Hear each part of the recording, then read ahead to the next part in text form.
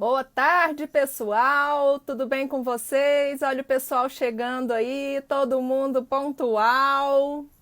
Como estão nessa sessão, nesse isolamento social, né, gente? Nesse isolamento social, a gente acabou que encontrou outros tipos, outras formas da gente estar se comunicando, da gente estar levando informação para vocês. E hoje eu tenho muita honra em estar convidando a doutora Mariane Melo, procuradora da República. Ela atua no estado de Goiás, né? Ela é da área do direito do consumidor e também é procuradora regional aqui, né? Da parte dos direitos do cidadão. E a doutora Mariane, ela vai ter muito, mas muito a agregar aqui pra gente. Eu vou procurar a doutora Mariane aqui, pessoal. Deixa eu ver se ela já está aqui conosco. Ela deve estar entrando. Então, ela entrando aqui, a gente já começa, tá bom? A esse bate-papo sobre esse assunto que é tão importante para centenas de milhares de famílias no Brasil. Porque quando a gente fala de plano de saúde, é algo que acaba que tem a ver com todo mundo, porque grande parte das pessoas, grande parte da população brasileira, ela acaba que ela tem que ter um plano de saúde, né? Infelizmente, a gente tem aquela sensação que o Sistema Único de Saúde ele não consegue atender todo mundo, então é a hora que as pessoas recorrem aos planos de saúde. Ninguém gosta de judicializar, ninguém quer entrar com processo, mas será que nós acabamos que não somos compelidos, né, a praticar essa judicialização da saúde, infelizmente, porque ninguém quer passar por um processo, ter que ir em audiência, ter que matar serviço, ter que pagar advogado, ninguém quer isso. Mas acaba que as pessoas têm que judicializar, né? Seja pela Defensoria Pública, seja por seu advogado, e eu vou aqui mais uma vez procurar a doutora Mariane, deixa eu ver se ela já está aqui, para a gente poder começar o nosso bate-papo, a nossa conversa. Só um minutinho, pessoal. Eu vou fazer algumas perguntas, tá? Para a doutora Mariane, e se der tempo, a gente pode ir fazendo as perguntas que vocês também forem deixando aqui pra gente, tá ok? Deixa eu só chamar a doutora Mariane aqui. Só um minutinho, gente.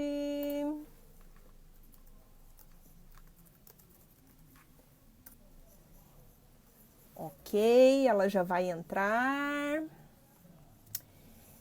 E eu fico feliz, né, de saber que a gente conta aí com a atenção de vocês. Nas nossas postagens eu vejo o pessoal comentando, o pessoal interessado, isso aí é muito importante. São muitas mensagens que nós recebemos, mas muitas mesmo. Gente, vocês não têm noção do tanto de mensagem que é. O que impede a gente de conseguir estar respondendo tudo, né? Mas tem muita coisa que a gente responde, né? Que a gente tenta estar aí agregando para a sociedade. E com o tempo, quem sabe, né, a gente não monta aí uma equipe de mais multiplicadores dos direitos da pessoa com deficiência para a gente poder conseguir responder todo mundo, né? Ia ser muito bacana. E enquanto a doutora Mariane não entra aqui, a gente pode inclusive conversar sobre uma coisinha muito importante. Pessoal, vocês aí, que eu tenho certeza que tem parte de vocês, são da área do direito, né? Vem estudar nessa área, né? Vem fazer cursos nessa área do direito da pessoa com deficiência, porque o que nós precisamos hoje no Brasil são de quê? Multiplicadores. Nós precisamos de muitas pessoas atuando, defendendo essa parte da população que é uma parte muito expressiva. São muitas, muitas pessoas que possuem algum tipo de deficiência, que possuem alguma dificuldade para ouvir, para falar, para andar, não é? Para se movimentar, de mobilidade. Então, nós precisamos aí muito de pessoas nessa área. Então, vamos estudar, né, essa área dos direitos da pessoa com deficiência. Eu acho que como entrou muita gente já, eu não estou conseguindo achar aqui a doutora Mariane. Se alguém achá-la aqui, por favor, já me fala. Deixa eu ver aqui se eu consigo achar a doutora. Qualquer coisa eu vou lá, dou um socorro para ela e a gente volta, tá bom? Não tem problema não.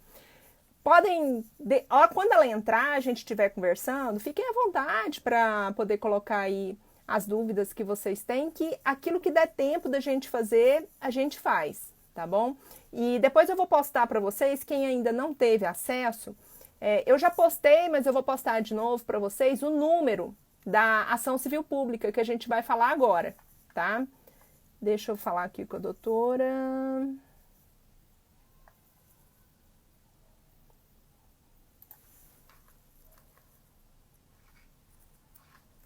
Só um minutinho, pessoal. Deixa eu ver. Ah, a doutora entrou. Doutora entrou. Vamos ver aqui. Doutora, pede para a solicitação, por favor, para a gente poder iniciar. Aí eu vou tentar colocar a doutora. Aí eu cliquei num negócio aqui que agora vai colocar um bigode na minha cara. Né? Acontece. Vamos lá. Deixa eu ver aqui se chega para mim a solicitação da doutora Mariane.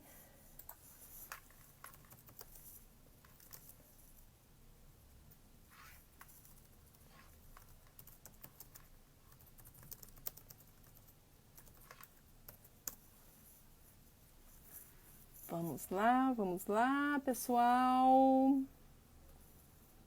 Quando entra muita gente de uma vez, eu não consigo aqui ver todo mundo, né? Talvez eu vou ter que sair e entrar de novo. Vocês vão me perdoar. Mas para eu conseguir achar a doutora Mariane aqui, porque como entrou muita gente de uma vez, o Instagram não tá deixando. Tá bom? Mulher de bigode é um perigo, né, Adelaide? Gente, vamos fazer o seguinte, eu não tô conseguindo falar com a doutora aqui. Deixa eu ver aqui mais uma vez se eu consigo. Vamos lá. Pessoal, eu vou sair e vou entrar de novo, tá bom? Vamos ver aqui se eu peguei. Peguei. Em tempos de isolamento social, a gente aprende muita coisa, não é? Vamos ver aqui. Acho que eu peguei, doutora. Vamos ver aqui. Não, não peguei, não. Eu vou sair e vou entrar. Opa, acho que eu consegui aqui. Acho que agora foi. Vamos ver aqui se a doutora Mariane aparece. Aí. Doutora, a senhora Olá, tá de bom ladinho. dia.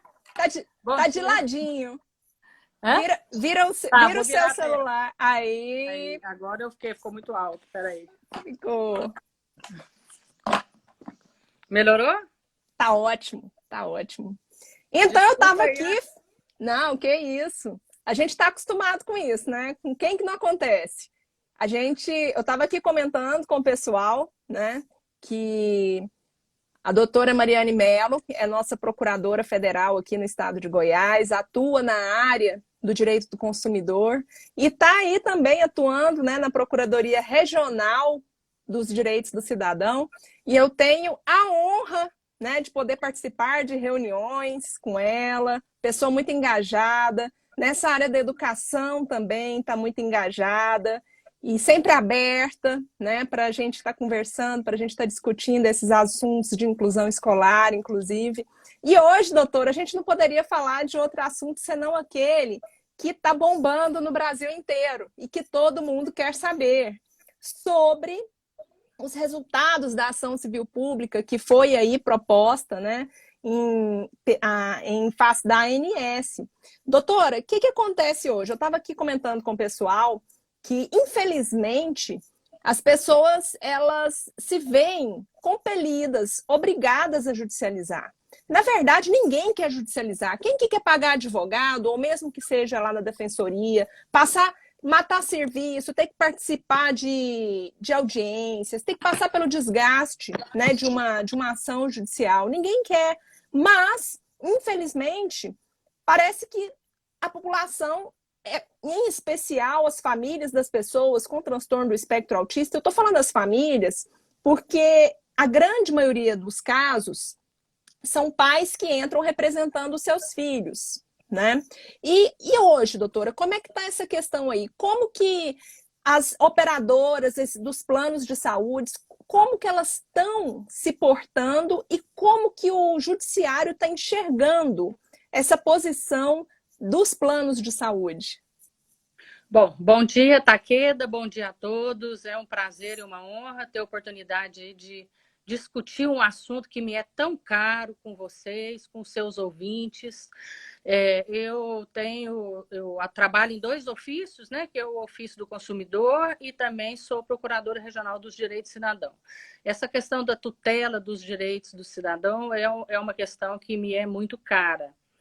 E foi justamente porque eu fui procurada por uma associação de pais de autistas, né, a AMA, que é a Associação Goiana, que veio me trazer essa reflexão da dificuldade que os pais têm de ver garantido perante os planos de saúde o tratamento completo e necessário e eficaz para a evolução, né, dos seus filhos que têm o transtorno do espectro autista. O que a gente verifica? É que a maioria dos planos, eles até aceitam cobrir parte do tratamento, mas com limitações de sessões. E no caso do portador desse espectro, não adianta você autorizar 8 sessões, por exemplo, de psicologia no mês. Isso pode resolver para uma pessoa neurotípica. Mas para a pessoa que tem esse transtorno, ela precisa de um acompanhamento mais de perto e também de uma equipe multidisciplinar. Como todos vocês, né, que lidam mais, têm familiares que convivem com esse problema, sabem que uma criança que tem esse espectro, ela vai precisar aí de um tratamento de um psicólogo, um terapeuta ocupacional, uma psicologia comportamental, às vezes um fonoaudiólogo, um pediatra, ou seja, todas aquele acompanhamento médico que compõe, né, o que a gente conhece como o método ABA, que internacionalmente é reconhecido como o método mais eficaz. E com base, então, nessas reclamações, eu fui investigar e verifiquei que havia, mesmo dentro do Poder Judiciário, talvez até por um desconhecimento mais técnico da importância, né, da gente investir no tratamento precoce, na identificação e no tratamento precoce dessa doença, a gente verificou que havia muita decisão desencontrada no judiciário. Alguns juízes deferiam o pleito, outros indeferiam, alguns deferiam de maneira parcial, alguns deferiam, mas com coparticipação, mesmo que o contrato do plano de saúde não previsse essa coparticipação, que tem que ser prevista contratualmente. Com base nisso, então, nós resolvemos fazer um estudo bastante amplo. Nós tivemos aí a colaboração de profissionais renomados do mundo inteiro, como o Dr. Carlos, né, que é radicado, inclusive, em Miami, é uma referência mundial, é um neurocirurgião com que é uma referência grande mundial amigo nosso. E teve a sensibilidade de nos oferecer um parecer técnico gratuito, nenhum deles cobrou, todos engajados nessa luta, e ouvimos todos os conselhos federais também de medicina, de psicologia, de terapia ocupacional, de fonoaudiologia, todos foram unânimes da importância da gente adotar esse método ABA e que seja o médico a definir quais são as quantidades ideais de sessões que, no caso a caso, a criança ou o adolescente vão precisar. Então, nós entramos com essa ação e pedimos ao juiz que, alternativamente, ele desse um prazo para que a ANS fizesse um protocolo clínico, né, um rol de procedimentos, para que não ficasse assim, a critério de cada plano de saúde liberar, ou então que ele determinasse que não houvesse limites, que o médico, no caso concreto, decidisse qual o tratamento mais adequado. E ele entendeu, então, pelo pedido alternativo de eliminar a questão da limitação. Embora ele tenha deferido o nosso pleito, né, de dar um prazo para a ANS estabelecer o protocolo, ele deferiu o pleito de que, em cada caso concreto, desde que o médico que examinou o paciente determine o tratamento, então o plano vai ser obrigado a cumprir de maneira ilimitada. A única coisa na sentença que foi brilhante do juiz Jesus Crisóstomo, que eu até aplaudo pela sensibilidade Querido dele, Jesus. tão importante, a única coisa que a gente não concorda foi dele ter estabelecido limites territoriais só para o estado de Goiás. A gente entende que o direito à saúde é um direito constitucional, né? E ele é um direito difuso e coletivo, então seria muito injusto que só os pacientes que moram no estado de Goiás tivessem direito a esse tratamento, e por que não pacientes de todo o país.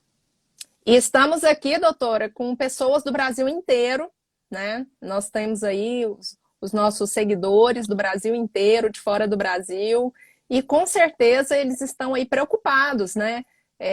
Querendo saber, será que nós vamos ser beneficiados, né, com essa sentença? E agora, doutora, agora a gente está em prazo de recurso. Como é que está essa questão dos recursos? Pois é, a ANS já apresentou um requerimento de recurso, mas ainda não apresentou ainda as razões, que ela deve fazê-lo em breve diretamente ao tribunal, né? Nós estamos aguardando apenas a ANS apresentar essas razões para também apresentar a nossa apelação quanto à questão do efeito nacional.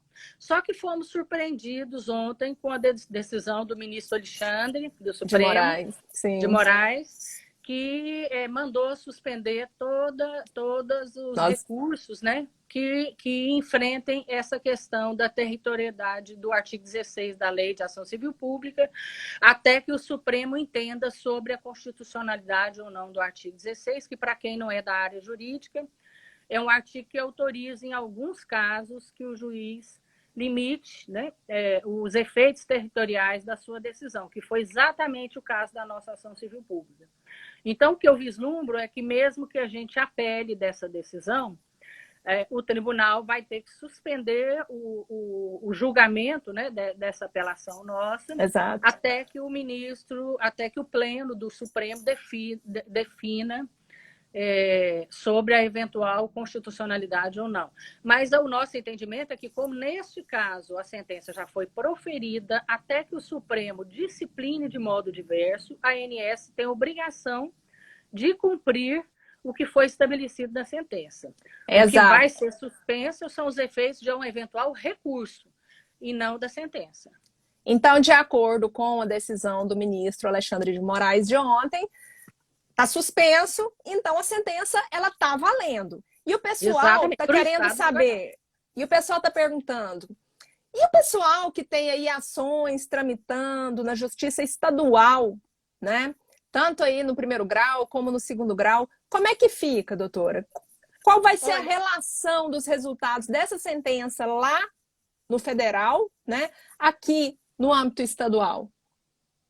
Bom, preocupado com isso, essa semana nós expedimos 3 ofícios. Um ao Procurador-Geral de Justiça, para que ele, se entender conveniente, dê ciência, né, dessa sentença para todos os juízes estaduais do estado de Goiás. Outro para o próprio Conselho Nacional do Ministério Público, para que ele também dê ciência, né, para os demais membros o Procurador-Geral de Justiça, e também para o presidente do Tribunal de Justiça, para que ele também dê ciência aos juízes do estado de Goiás. Porque, por enquanto, como a eficácia da decisão é só para o estado de Goiás, a gente teve, então, essa ideia de dar ampla divulgação, tanto no Poder Judiciário quanto no âmbito do Ministério Público Estadual, para que eles possam, se assim entender, juntar, né, essa decisão no âmbito dessas discussões que estão ocorrendo. Paralelamente, nós também oficiamos, no dia 20 agora, para a própria ANS, para que ela, no prazo de 20 dias, que foi inclusive o prazo que o juiz determinou, né, na sua sentença, que já deveria até estar sendo cumprida essa altura, porque a sentença é de março, para que ela comprove que ela cumpriu o que o juiz determinou e que coloque no seu site, né, a determinação da sentença e também informe a todos os planos de saúde do estado de Goiás o que foi determinado para que, nesse aspecto, ela passe a ter validade imediata. Sim, então o que nós temos aí é um pedido, né, para a gente ter aí uma alteração no rol, essa questão de limitação de terapias. Então, a partir do momento que nós temos essa alteração aí procedida pela ANS, nós temos uma discricionariedade para o magistrado? Não, daqui para frente, o magistrado, ele vai ter que colocar que é ilimitado, ele não pode mais falar que é de acordo com o rol, porque o rol agora vai ser alterado. A ANS, na verdade, é que se descumpriu o que determinou a sentença, ela pode sofrer, inclusive, multa, né? Porque a nossa ação civil pública, ela prevê multa por descumprimento. Então, a partir do momento em que a ANS expede um ofício circular a todos os planos de saúde, determinando que eles não imponham aos seus usuários limitação, nem mínima e nem máxima, como o juiz determinou, para o tratamento, o plano de saúde que descumprir, ele vai estar descumprindo uma determinação da própria ANS. E a ANS, se descumprir, sofrerá as sanções legais cabíveis. Ah, que coisa boa, Eu não doutora. posso aqui dizer que um juiz estadual, eu não posso impor a um juiz estadual que acate o que foi determinado por um juiz federal. Aí vai do bom senso, né, de cada magistrado. Mas eu acredito que, havendo uma sentença nesse sentido, ela vai ser levada em consideração pelos juízes estaduais que estiverem sentenciando situações semelhantes. Então, muito provavelmente, todos os advogados, né, eles vão estar... não que os juízes já não saibam, que eu imagino que nessa altura do campeonato os juízes todos já estão sabendo, né? Mas os advogados vão informar, né? Vão juntar a sentença nos autos, e aí vai ficar ao vedrio do juiz se ele vai se manifestar com relação a isso ou não. Exatamente. E se eventualmente um juiz, ainda com a decisão do juiz federal nesse sentido, ele entender diversamente, porque ele tem independência, né, funcional para isso, a parte poderá, então, recorrer ao Tribunal de Justiça visando uma reforma dessa decisão. Mas nós acreditamos que no judiciário, que tem sido muito sensível a essa questão, nós não vamos ter dificuldades, não. Eu acho que o que pode ocorrer, e eu acredito que vai ocorrer, é que a própria ANS, pressionada pelos planos de saúde, voluntariamente decida estabelecer os protocolos clínicos adequados. Inclusive porque isso já foi feito perante o SUS. A gente não entende por que perante o sistema de saúde suplementar até hoje isso não foi feito. Maravilha, doutora. Olha, essa é uma notícia que eu tenho certeza que milhares de famílias hoje estão muito felizes e muita gente vai assistir essa entrevista, essa live mais tarde. Depois a gente vai baixar, vai colocar no nosso canal do YouTube, então o pessoal vai poder ouvir, reouvir, né? Porque é o tipo de informação que todo mundo quer ouvir e reouvir. Então, doutora, a lei, ela diz que a ANS, ela tem que ela tem que elaborar, né? Ela tem competência para elaborar esse rol de procedimentos e eventos de saúde que ele serve para aquela lei, a lei dos planos de saúde, fundamentar. E nós temos uma terapia, né, que é a terapia ABA, que a gente estava falando dela agora, e a terapia ABA, ela é uma terapia que ela tem aí evidência científica, é uma terapia que é um divisor de águas no tratamento de tantas crianças e até mesmo adolescentes, né? E como é que a gente faz? A terapia ABA, ela não está escrito lá, terapia ABA no rol de procedimentos, mas a terapia ABA, ela faz parte da psicoterapia, ela vem da psicologia comportamental. Então, o que a gente vê muito é que os planos de saúde, eles tendem a negar o tratamento, alegando que não tem que a terapia ABA, ela não é uma ciência, que ela não tem evidência científica e que ela não está lá no rol, né? Ela não está contemplada. E como que fica essa questão da terapia ABA? Procede essa argumentação dos planos de saúde de que é uma terapia que não consta lá no rol? Olha, eu acho que eles têm uma certa razão nesse aspecto. Uma regulamentação daria mais tranquilidade para os gestores dos planos de saúde, porque aí eles teriam um parâmetro, né? Uma regulamentação séria que definisse com seriedade, consultando os maiores especialistas em aba do país e do mundo, e que estabelecesse lá, olha, que a depender do grau, porque nós todos sabemos, né, que o autismo ele pode variar do grau 1, 2 ou 3. Então, por exemplo, um protocolo que estabelecesse que a depender do grau do autista, ele pudesse receber de 15 a 40 sessões semanais, por exemplo. Aí, pelo menos, o plano de saúde, o gestor, ele teria um parâmetro. Falou, olha, a própria resolução diz que se o grau for 1, é 15, se for 2, é 25, se for 3, é 40. Então, esses parâmetros, eles dão mais tranquilidade e evitam também que de um plano para outro, você tenha autorização para tratamentos diferenciados. E o que o gestor alega, muitas vezes, é que um tratamento muito intenso causaria um desequilíbrio atuarial para o plano de saúde.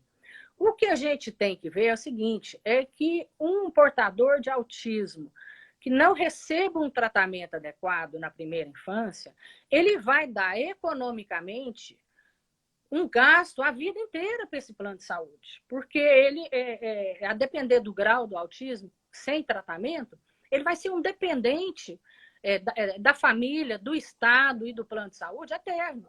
E estudos evidenciam que um tratamento bem feito na precocidade, diagnosticado até os 2 anos, e de maneira adequada, ele pode transformar esse portador de TEA num adulto 90% típico.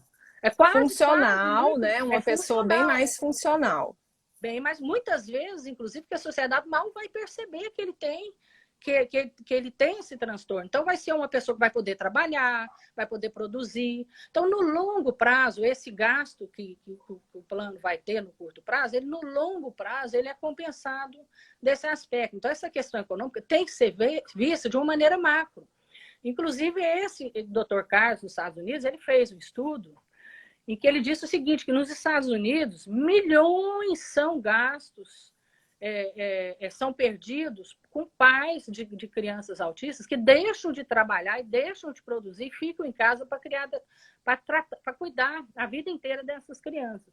Então, mesmo na questão econômica, a gente tem que ver que um tratamento precoce, ele é economicamente também interessante, além de salvaguardar os direitos constitucionais que essa criança e esse adolescente, esse adulto tem de ter um tratamento digno. Olha, o que eu posso te dizer é que eu acho que grande parte do pessoal que está aqui me conhece a minha história, né? Eu tenho o Theo, que vai fazer 9 anos, o Theo Luiz, ele é uma criança autista, né? Que tem um comprometimento grande. E o Theo Luiz, ele se transformou em outra pessoa depois da terapia ABA. Então, ele teve a sorte, né, de poder começar bem cedo.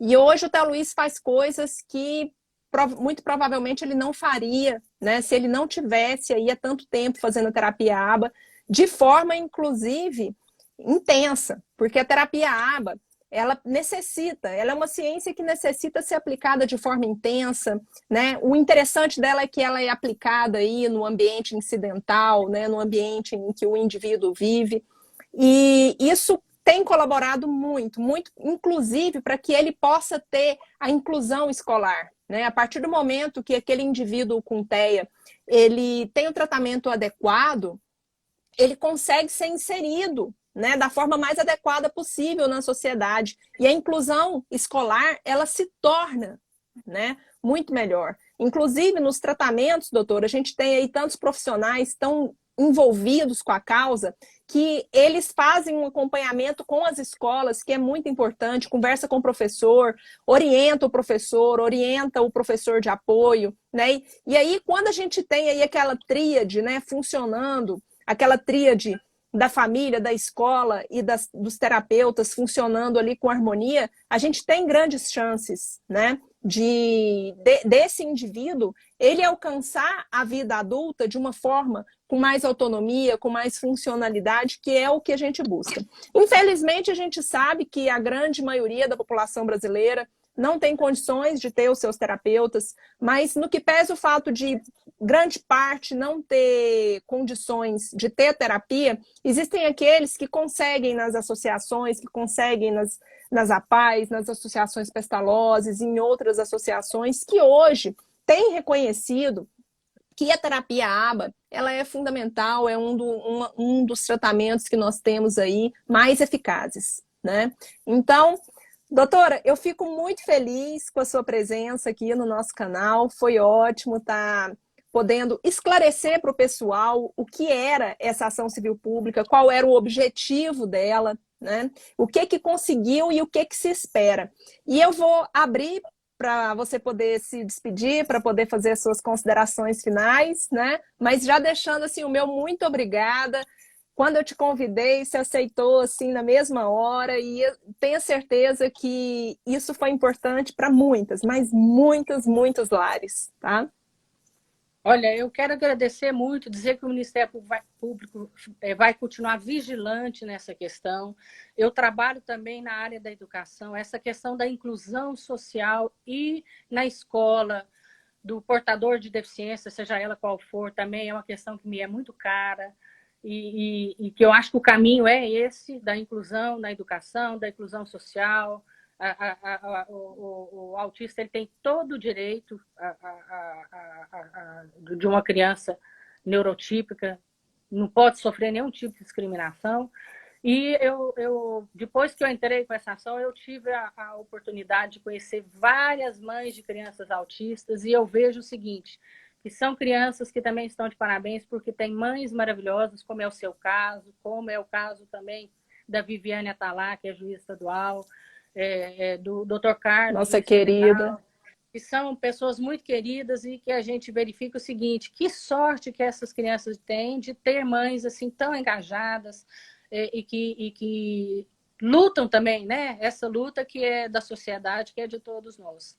Então, nós vamos estar muito atentos, vamos cobrar esse cumprimento de todos os planos de saúde e se algum pai, alguma mãe tiver dificuldade de que o seu plano não cumpra, que então nos procure para que a gente possa tomar as providências cabíveis.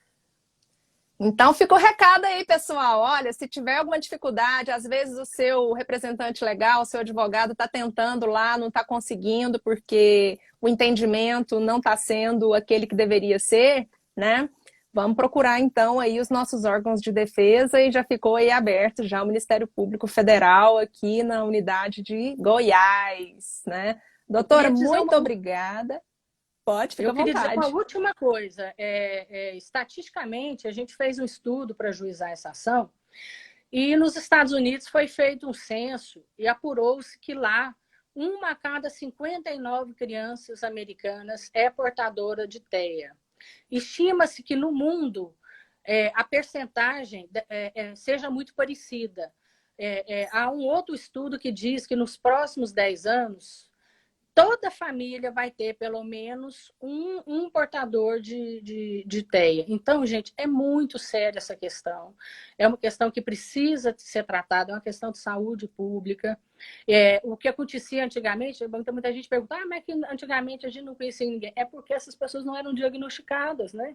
Hoje não, como há E as que se sabiam que tinha, estava escondida. Estavam escondidas, exatamente. Eram pessoas que não iam à escola, que não iam à sociedade, né? Então eram tratadas como portadores de alguma outra deficiência. Mas a quantidade é expressiva, pode acontecer com um familiar nosso. Então é muito importante que todos nós abracemos essa luta. Muito obrigada pela oportunidade de participar. Eu que agradeço. E aí, doutora, a senhora disse do 59 para 1, né? Porque foi a pesquisa que vocês se basearam aí para estar fazendo a ACP. Agora, recentemente, mais ou menos um mês atrás, o CDC dos Estados Unidos, ele publicou para gente que caiu, viu? Agora, de acordo com a nova estatística, é 1 para 54, ou seja, esse assunto é ainda muito mais relevante para a gente e para o mundo. Porque a sociedade ela tem que entender que não é o autista que tem que se adaptar ao mundo. A sociedade também tem que se adaptar ao autista, né? E é isso que a gente espera. E eu estou falando do autista aqui porque a gente está falando aqui da ação civil pública, mas é com relação às pessoas com deficiência em geral. É o mundo que se adapta às pessoas com deficiência, não é as pessoas com deficiência que têm que se adaptar ao mundo, não é mesmo? Exatamente. E lembrando aí, eu sempre mando um recado para todo mundo, olha gente, a inclusão é um caminho sem volta. E a gente não pode aceitar retrocesso, de forma alguma. E eu fico muito feliz porque nós temos órgãos de defesa que estão aí trabalhando junto com a gente. Tá bom? Doutora, muito obrigada. Espero que tenhamos uma próxima, né? Num outro assunto, quem sabe educação, naqueles assuntos nossos lá. E em breve a gente pode estar até comentando sobre isso. Né? Tá certo. Será sempre um prazer participar dessas lives com vocês. Muito obrigada pela oportunidade de participar. Eu que agradeço, doutora Mariane, muito obrigada. Até logo. Eu vou aqui retirar a doutora Mariane. Isso. Então, pessoal, e aí, gostaram? Eu espero que tenha sido algo produtivo para todo mundo, porque quando a gente fala de direito, é um pouco complicado, mas quando a gente pega uma conversa, é melhor do que a gente pegar lá na rede social, a sentença, ler. Quem não é da área do direito não entende, né? Às vezes alguém é da área do direito, mas não é daquela área ali, entende mais ou menos. Então, nada melhor do que a gente estar aí com quem sabe, e a doutora Mariane é a nossa procuradora federal aí, que confeccionou a ação civil pública, que chegou aí nessa sentença do Dr. Jesus Crisóstomo. E agora, de acordo com o julgado do ministro Alexandre de Moraes, né, de ontem, as ACPs estão suspensas. Isso quer dizer o quê? Se está suspenso, está valendo a nossa sentença. E agora a gente vai ter que fazer esse trabalho aí junto com o judiciário, de conversar com os juízes, de tentar sensibilizá-los, né, e mostrar que a gente já tem, inclusive, essa sentença emanada, exarada aí pela Justiça Federal, tá bom? Então, agora é um trabalho aí de todo mundo, né, para estar lutando, buscando os direitos das pessoas com deficiência. Espero que vocês tenham gostado, né, e até uma próxima e que seja breve. Gente, tchau, tchau, um abraço!